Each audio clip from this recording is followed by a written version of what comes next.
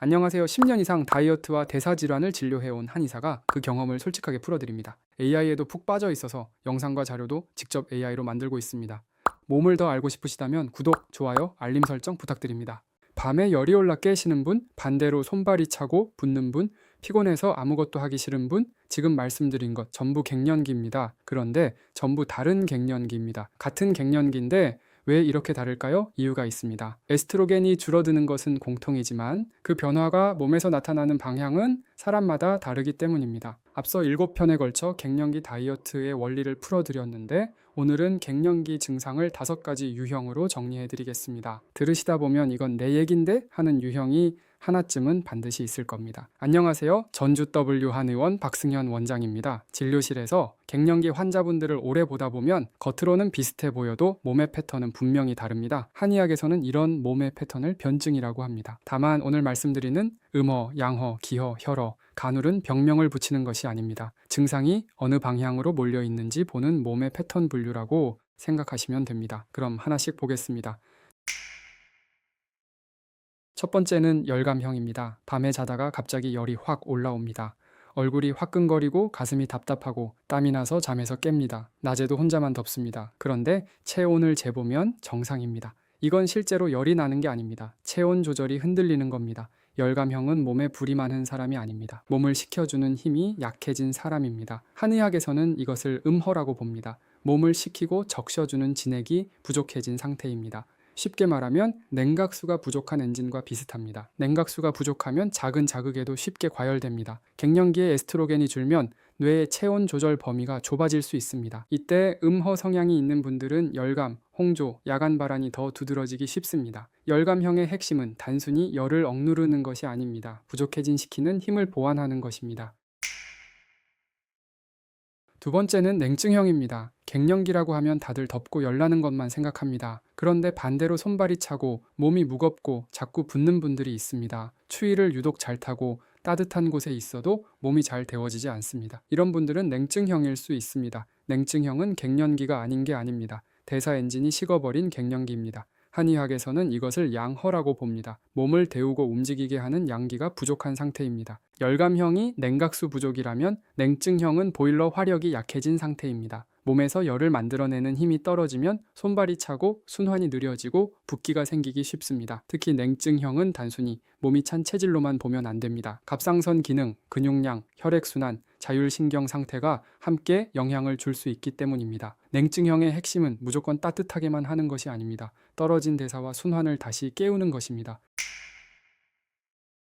세 번째는 무기력형입니다. 아침에 일어나기 어렵습니다. 잠을 자도 개운하지 않습니다. 밥을 먹으면 졸리고 예전에는 거뜬히 하던 일이 이제는 너무 벅찹니다. 그래서 스스로를 탓합니다. 내가 게을러졌나? 의지가 약해졌나? 그런데 이건 의지의 문제가 아닙니다. 연료가 부족한 겁니다. 무기력형은 게으른 사람이 아닙니다. 세포가 에너지를 충분히 만들지 못하는 상태에 가깝습니다. 한의학에서는 이것을 기허라고 봅니다. 몸을 움직이고 버티게 하는 에너지가 부족한 상태입니다. 갱년기에는 수면, 혈당, 근육량이 함께 흔들리면서 세포가 에너지를 만드는 힘 자체가 떨어집니다. 그러면 세포 단위의 에너지 생산이 떨어지고 몸은 쉽게 지칩니다. 이런 상태에서 무조건 적게 먹고 운동을 늘리면 오히려 더 지칠 수 있습니다. 무기력형의 핵심은 힘든 운동이 아닙니다. 몸이 실제로 쓸 수 있는 연료와 회복 리듬을 만드는 것입니다.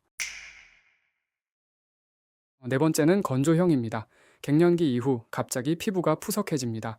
머리카락이 가늘어지고 빠지는 양이 늘어납니다. 눈이 뻑뻑하고 입이 마르고 손발이 저리거나 어지러운 분도 있습니다. 많은 분들이 이렇게 생각합니다. 나이가 들어서 그런가 보다. 물론 노화도 영향을 줍니다. 하지만 너무 갑자기 변했다면 단순 노화로만 넘기면 안 됩니다. 건조형은 단순히 피부 수분이 부족한 상태가 아닙니다. 피부, 모발, 점막, 순환이 전체적으로 마르는 타입입니다. 한의학에서는 이것을 혈허라고 봅니다. 몸을 적시고 영양하고 순환시키는 혈이 부족한 상태입니다.